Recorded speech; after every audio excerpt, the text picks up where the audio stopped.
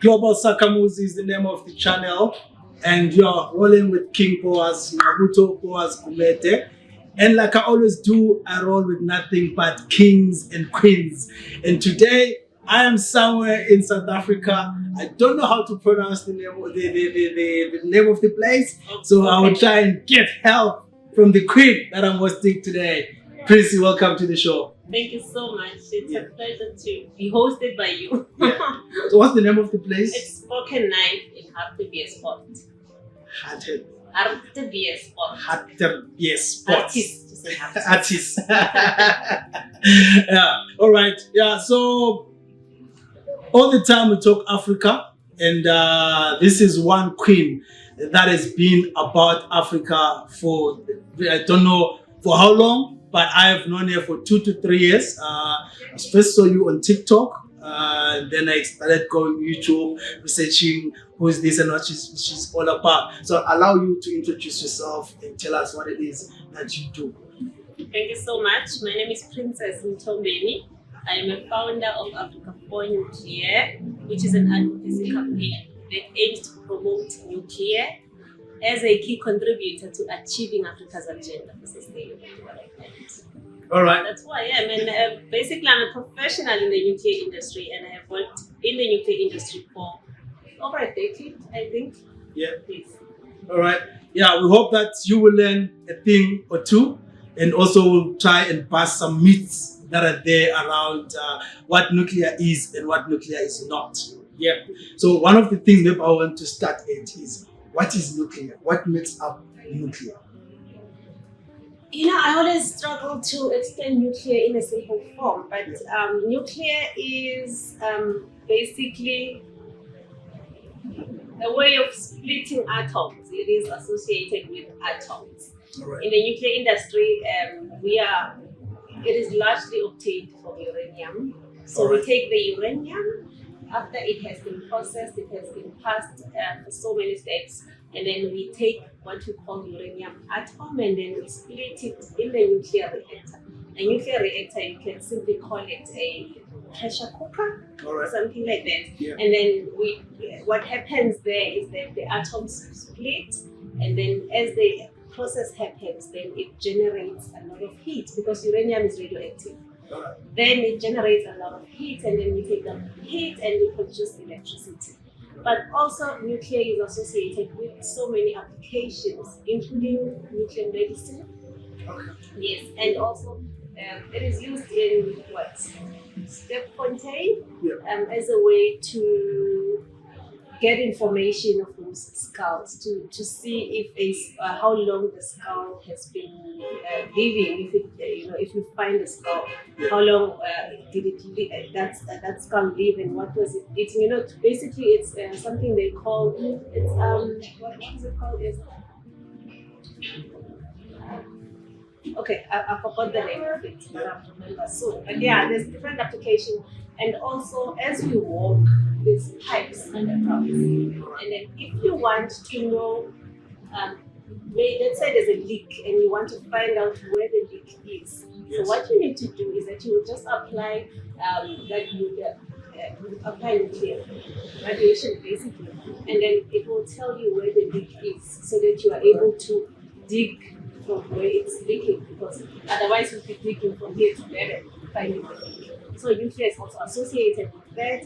What nuclear is also associated with is,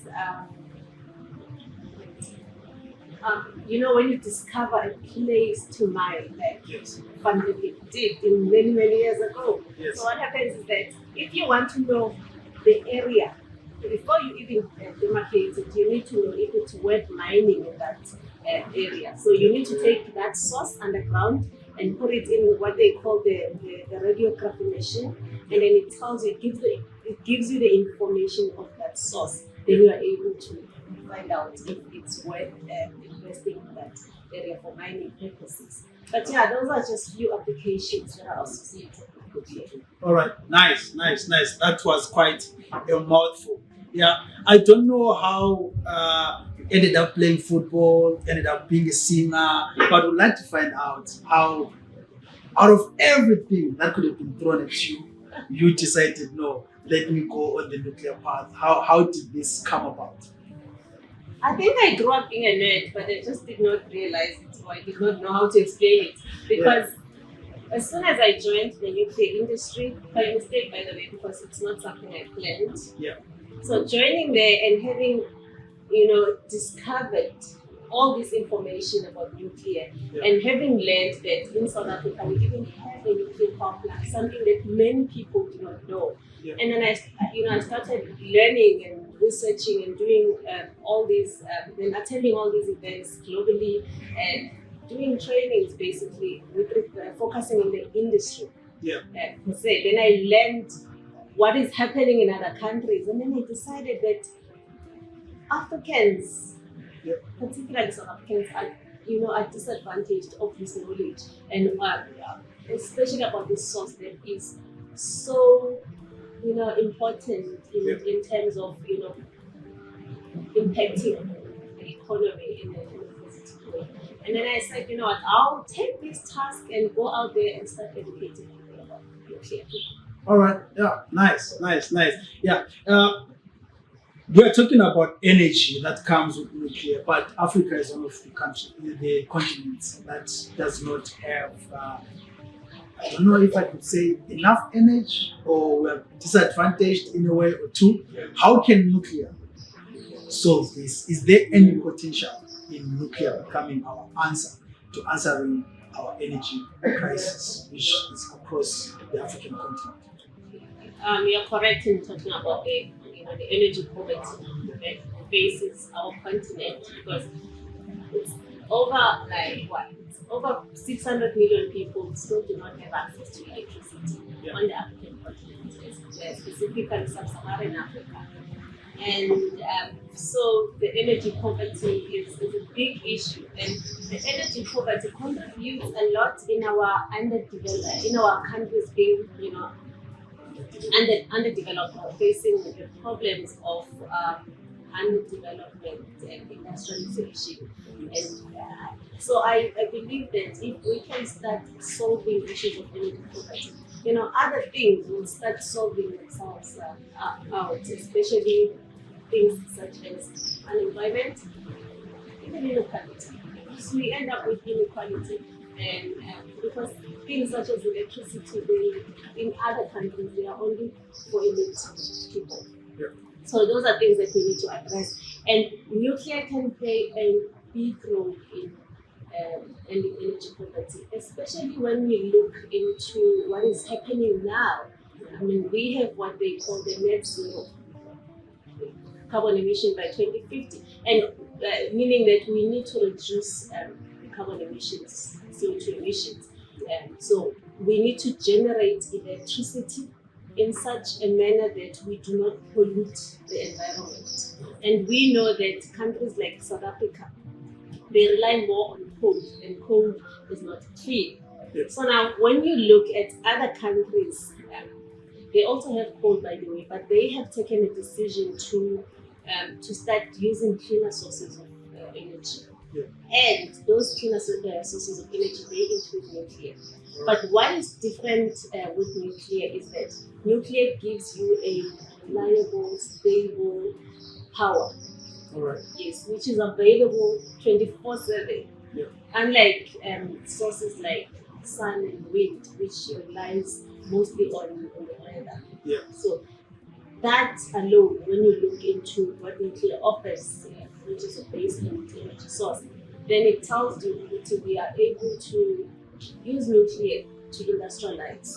So it can replace, or not really replace, but you can use nuclear and reduce the use of sources like coal, which pollute the environment.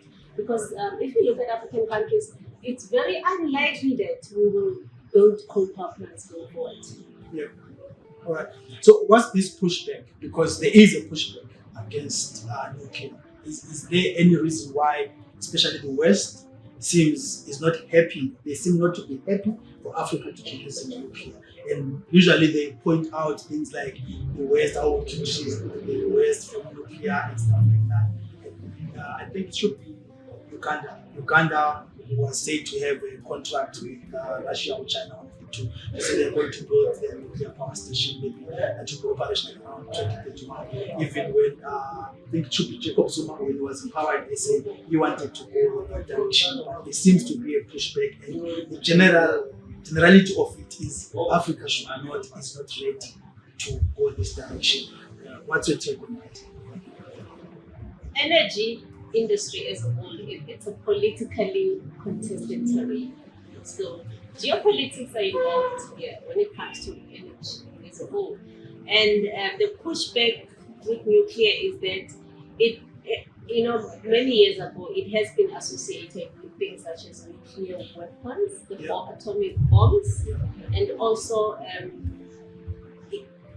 those who are anti-nuclear, they use things such as nuclear waste, radiation or radioactive waste, as a way to create to create a fear-mongering sort of thing to people, which is really very sad. And so the pushback for me, it's more of geopolitics and lack of understanding when it comes to nuclear as a source of energy that can contribute a lot on African development. Okay, yeah. I know UK, for example, they are also going in the direction of nuclear, but they don't seem like they're encouraging or supporting any African initiative on nuclear. Is this a political stance for them? Is there anything that will change for Africa that will impact the West better if we had enough energy in Africa? First of all,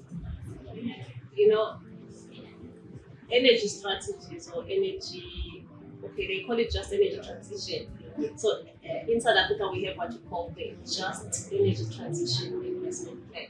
And if you check in other plans from Western countries, particularly, their plans equivalent to our Just Energy Transition Plan, they include nuclear. But surprisingly, the same people who are building nuclear plants, because as you say, UK is building, US recently switched on their power plant, the Forking, I can't pronounce it correctly. Yeah. But also countries like UAE, they are still constructing a nuclear power plant. China is building more nuclear plants than any other country in the world. So there's a nuclear global renaissance that is happening, but no one wants to talk about it, especially our media. And I don't know why.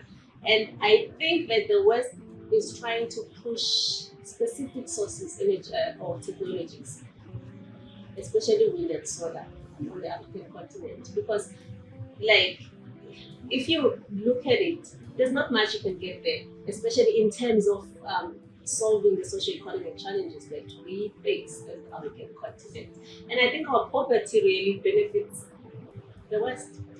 And so, or maybe it's an issue of them being, involved in manufacturing these components, these solar or wind components, which they benefit when they bring them to Africa.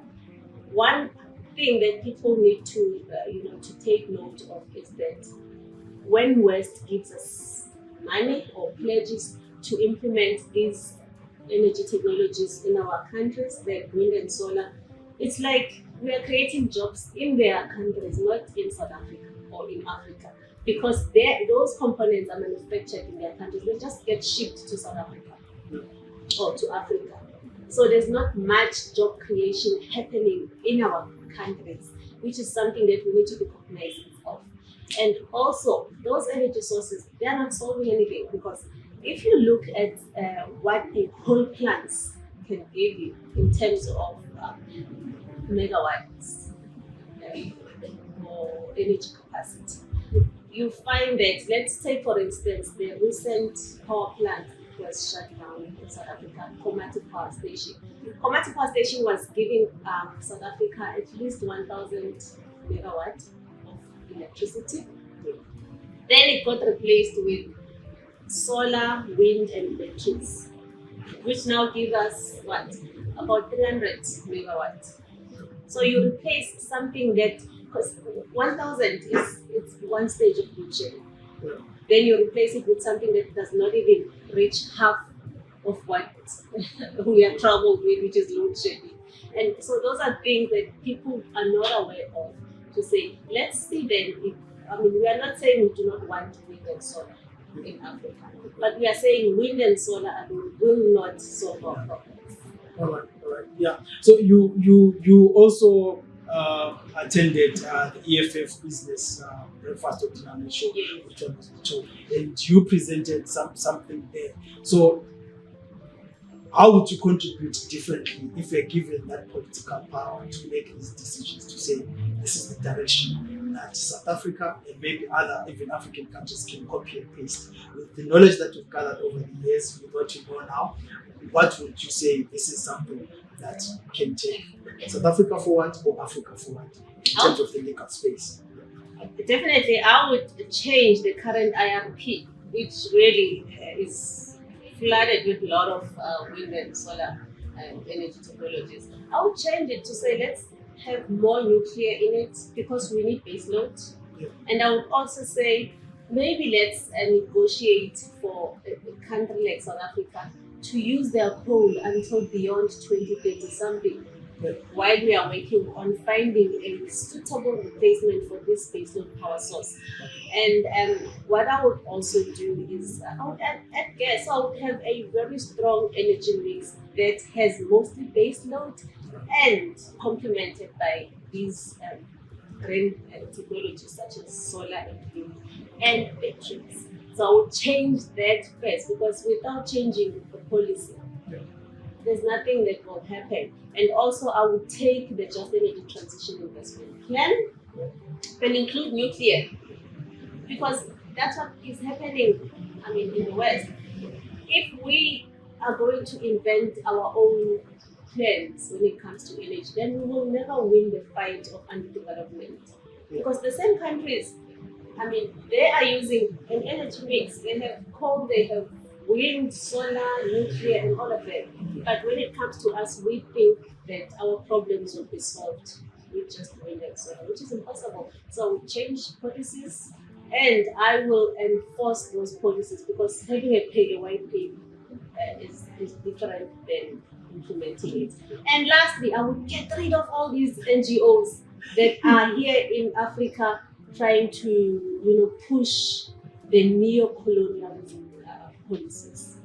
All right, maybe if you can expagorate and explain more on neo-colonialism. How do these NGOs have a part in this? How do they carry out these functions? They could examples, not without naming anyone, or if you want to name, you can name, but if you can give us example, this is how this thing is structured and this is how it's affecting us, or how it's keeping us in that colonial space.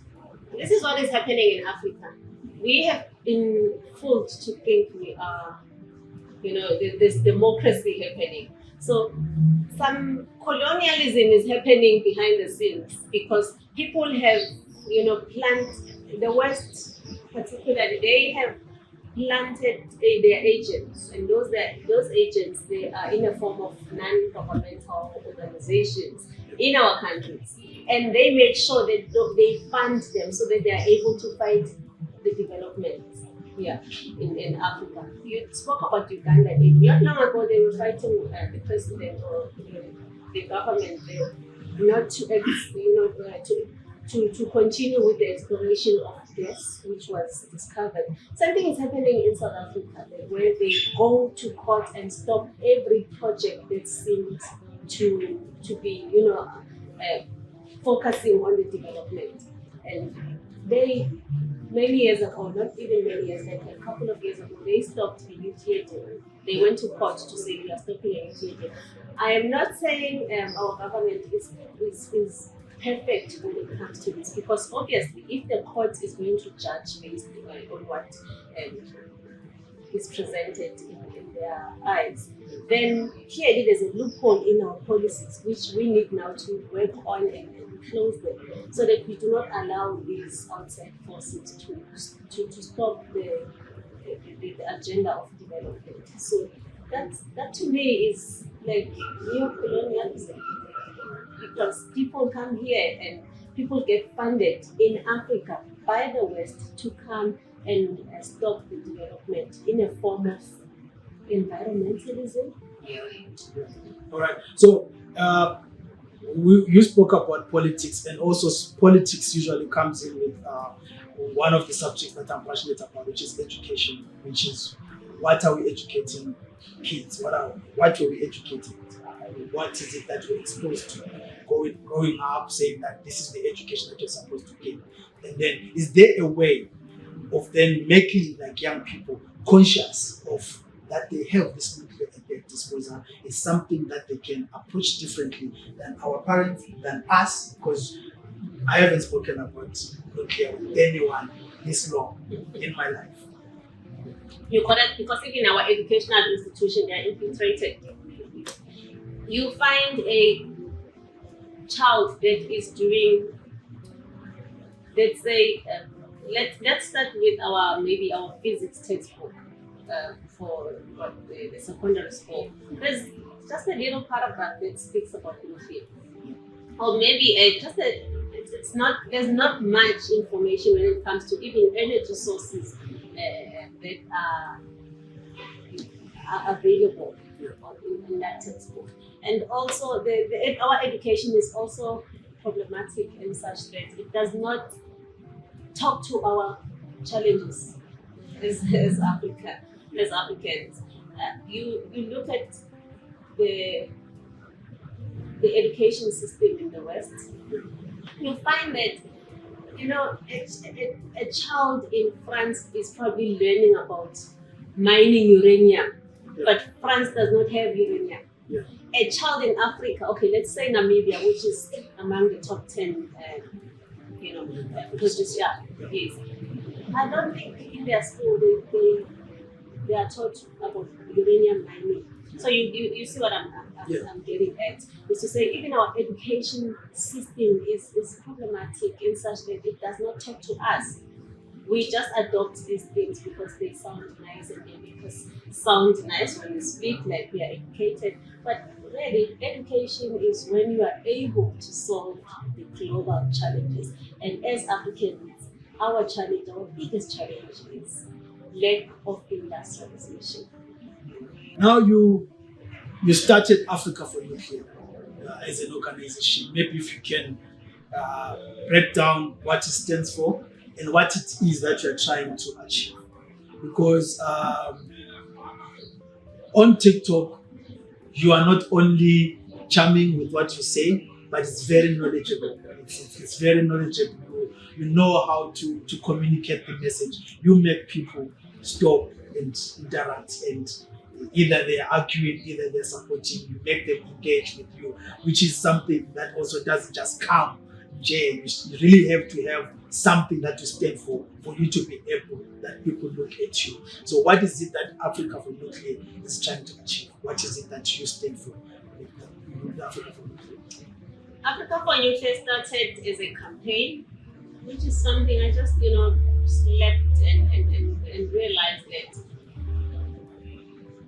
there's a lot that we can do to communicate nuclear, especially reaching people where they already at, which is social media.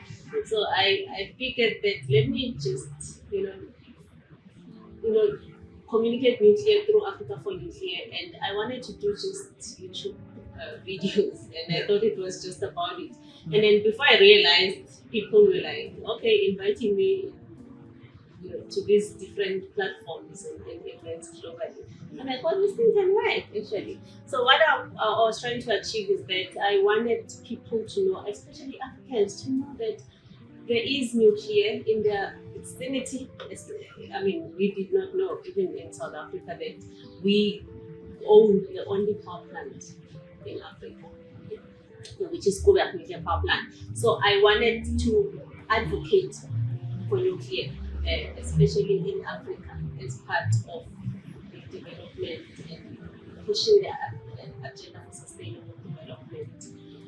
And also, I wanted to put human face behind this thing, because someone once said they think nuclear workers are aliens.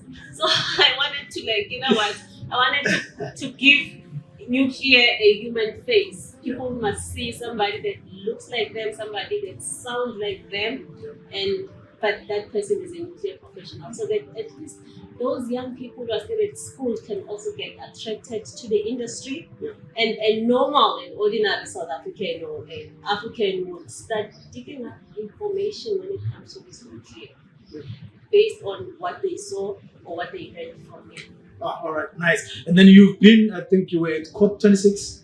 Yes, in Glasgow, yeah. So maybe if you can tell us more about how you were received. Are people receiving your message? Is there support around what you stand for? Yes, everyone wants, like governments, they participate in COP26 because they are pushing renewable energies. But like you've said, no one usually advocates for nuclear like you've done. So far, I haven't seen anyone who posts almost on a daily or maybe a few days apart about nuclear, and it's always a new thing, it's always a fascinating thing about, okay, this. How is COP26, for example, as a platform, receiving what you stand for, receiving you as a person? And are there any other people like-minded around the world? Oh yes, definitely. This is how we arrange our COP delegation as the nuclear industry. Number one, I'm part of the Global Nuclear Advocates group. We have people from all over the world who also advocate for nuclear in their own respective countries. So when we go to COP, we get arranged by an organization called Nuclear for Climate, which is based in Europe, and it has other associations and NGOs from the UK industry under the organization affiliated with them. So they organize these global nuclear advocates to go and attend COP events. We were at COP26, and luckily for Europeans, after COP26, we came back and the European Parliament, they voted for nuclear and gas to be part of their green taxonomy. Yes, meaning that nuclear can be funded under green and financial system. And then with us, Africans, of course, we always come back with nothing but renewables. Just renewables alone, and talks of shutting down our coal plants. So that we really contribute nothing as Africans in COP when it comes to pushing this radical energy agenda. It does not happen. COP27, we gave back to the JET, Just Energy Transition Investment Plan in South Africa. But what is also interesting is to hear presidents from other countries, Uganda, Nigeria, and many other African countries, publicly announcing their position when it comes to wanting an energy mix. That includes nuclear. Yeah, our president in South Africa, I haven't heard him talk much about nuclear, but I hope he'll change his mind soon. But he recently did, by the way, he recently said nuclear remains part of the energy mix in South Africa, and I was very impressed for the very first time. But yeah, when we go to COP, we get arranged, and then we come back from COP. Others, their agenda is really pushed forward, while some of us, we still have to go before we can be heard. All right. Yeah. What's the cost of putting up this plant, and what will be the implications if we were to set up that COP? Looking at any African government and their budget, how much investment do we need, and how much time do we need to set up a nuclear plant? It depends. Really, it depends on a country.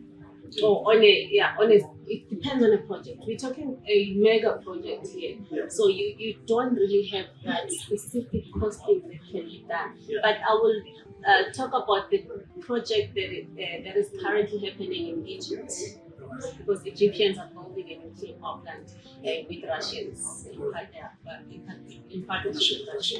Yes, and that plant is going to cost Egypt government about $25 billion, and the Russians are bringing $20 US, and then the government there has to organize, government and businesses in Egypt, they have to organize the $5 billion of US dollars. So that's the project that I can speak about. But previously, you probably know what happened in South Africa when the previous nuclear deal was set.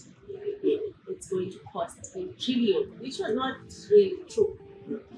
When experts, spoke about the cost issues associated with building, those nuclear power plants, because I don't think it was going to be just one nuclear power plant. We were talking about 9,600 megawatts here, like 9 stages of loadshedding. So we're talking about that, and it was, the propaganda that was pushed. They said it was going to cost $1 trillion, but the experts said it was not true. It was good, but it was only going to cost us just $500 billion, right? All right. Yes. Yeah. And if you look at the Just Energy Transition Investment Plan, that plan, the budget for that plan is 1.5 to 1.9 trillion rand, and the sources there are not going to give us even half of what 9,600 megawatts of nuclear deal was going to give us. All right. Yeah. So how much time does it take to set up? Are there nuclear size stations different in sizes, or it comes one size fits all, or it also depends? No, it also depends. In some projects have taken longer, like the one we were talking about in the UK, Sizwell, they take longer. It depends who builds it.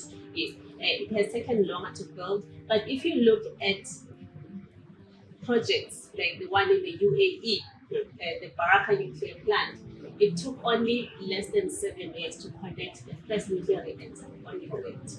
And also, our Kuber, when it was built in the 80s or late 70s, it took 8 years for us to connect the first reactor to the grid. So the project differs based on the challenges that they faced, the technology vendors. But if you look at it, the Koreans and the Russians, they have actually built their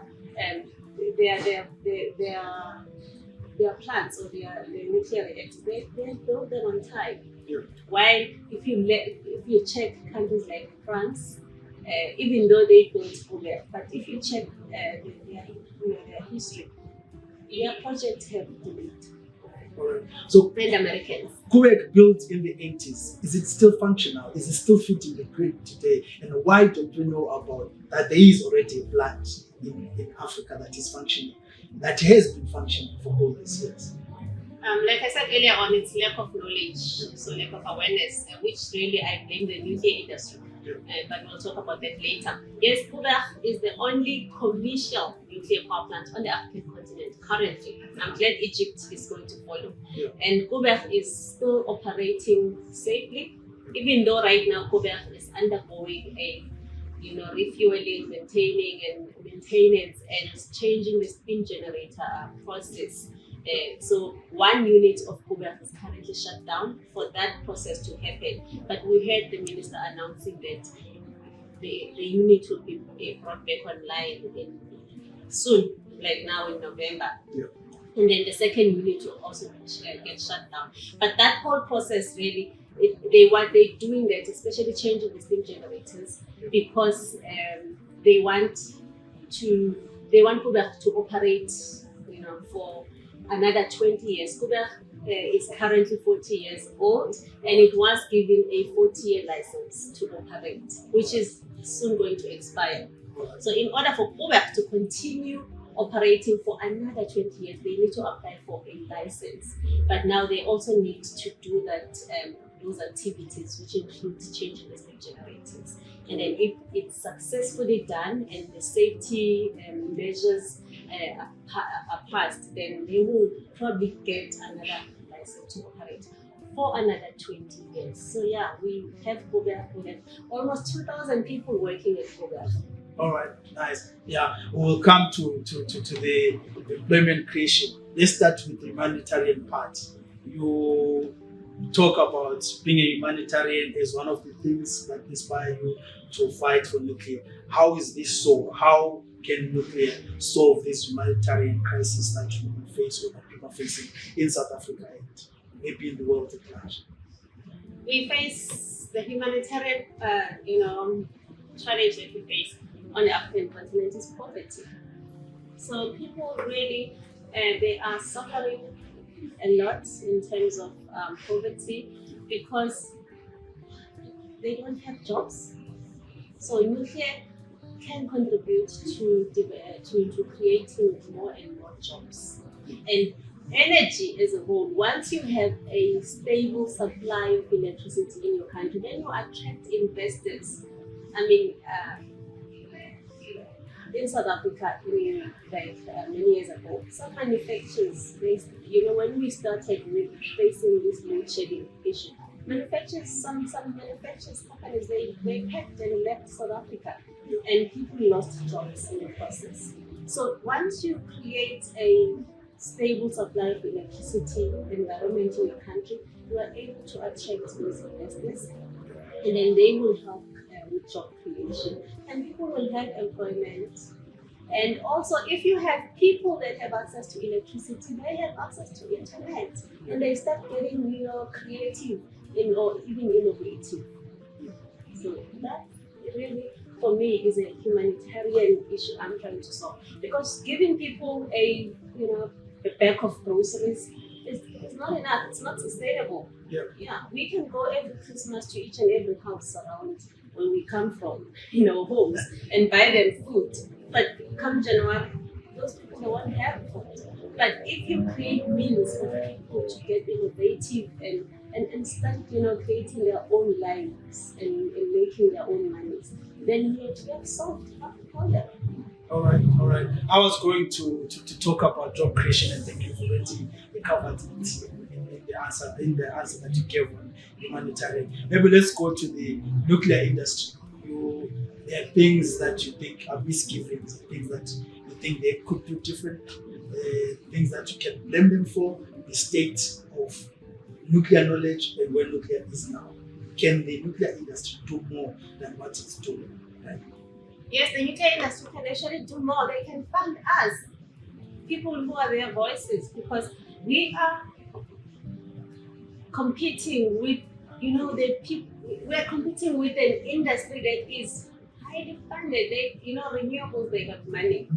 Yes. So it's like us, we are coming with just our voices. That's why we don't attract a lot of masses, because no one wants to give us a platform, because we can't afford. And advocacy needs money. You saw I travel a lot, and you need money to travel. Yeah. So if they can start by focusing on empowering those who are advocating for nuclear, especially this industry. People call us lobbyists, but we are not even getting paid for doing what we are doing. It's out of love. It's out of love, not only for nuclear, because love for nuclear is a drop in the ocean. It's out of love of our continent and our countries. And so the nuclear industry can start investing more in their communication strategies, including empowering those who call themselves nuclear advocates. All right. And it's happening in the West. Those people get funded. Yeah. It's only in Africa. All right. Yeah, we spoke about African unity before the cameras were rolling, and you say it is possible. Why do you think this is important for Africa to unite? Africa has to unite because this current division is not taking us anywhere. The more we are divided, the more we are allowing the outside forces to infiltrate us, like it's happening now. Because I'll take, for instance, if you look at countries in the West, Europe, for instance, their energy or their electricity is feeding into what they call power pools. Yeah. If Germany does not have electricity, they get it from France. If France does not have electricity, get it from what? Italy. They are feeding into power pools. Whereas if you look at countries like Africa, they think they are going to solve their energy in isolation. It doesn't happen. Already the African Union has created these power pools like East, Central, SADC energy power pools. So we need to take that and run with it. if SADC wants to plan for their energy implementation, they need to do it as a group.